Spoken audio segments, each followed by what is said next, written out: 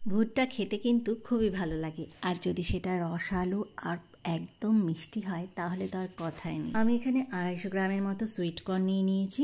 এগুলোকে একটু গরম জলের মধ্যে সেদ্ধ করে নেব প্রায় 5 মিনিটের মতো। করে বুঝবেন ভুট্টাটা একদম ভালোভাবে সেদ্ধ হয়েছে? যখন দেখবেন ভুট্টা সাইজটা একদম ডবল হয়ে গেছে তাহলেই বুঝবেন ভুট্টাটা একদম পারফেক্টলি কুক হয়ে গেছে।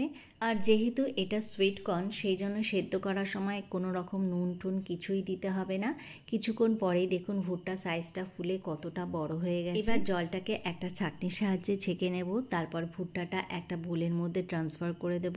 এই ভুট্টাটাকে আরও টেস্টি করার জন্য আমি এখানে প্রায় 1/2 টিস্পুন পরিমাণ বাটার অ্যাড করব। 1/2 টিস্পুন পরিমাণ আমি এখানে বিট নুন অ্যাড করব, তোমরা চাইলে নর্মাল সল্টও ইউজ করতে পারো।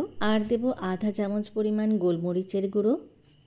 এখানে আমি অল্প একটুখানি পরিমাণ চাট মশলা অ্যাড করছি, এতে টেস্টটা খুবই ভালো হবে। আর দেবো শুকনো খোলায় একটু ভেজে নেওয়া ভাজা জিরের গুঁড়ো আর একটুখানি ধনের গুঁড়ো। অল্প করে একটুখানি সেদ্ধ আলু দিচ্ছি, খুব একটা বেশি আলু ব্যবহার করছি না। আর হাফ দিয়ে দেবো পেঁয়াজ। এখানে সব কিছুই অল্প পরিমাণে দিচ্ছি, খুব একটা বেশি পরিমাণে দিচ্ছি না, যেহেতু কর্নের পরিমাণ অনেকটাই কম। অল্প করে কাঁচা লঙ্কা কুচিয়ে নিয়েছি 1 চামচ পরিমাণ, সেটাকে দিয়ে দিলাম। আর এখানে বেশি করে আমি একটু লেবুর রস ব্যবহার করছি।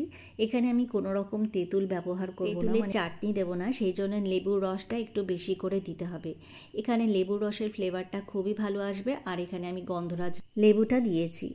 তারপর আমি এখানে সসের মধ্যে শুধুমাত্র অল্প করে মানে 1 টিস্পুন পরিমাণ টমেটো সস ব্যবহার করেছি। সবগুলোকে এবার ভালো করে মিশিয়ে নেব।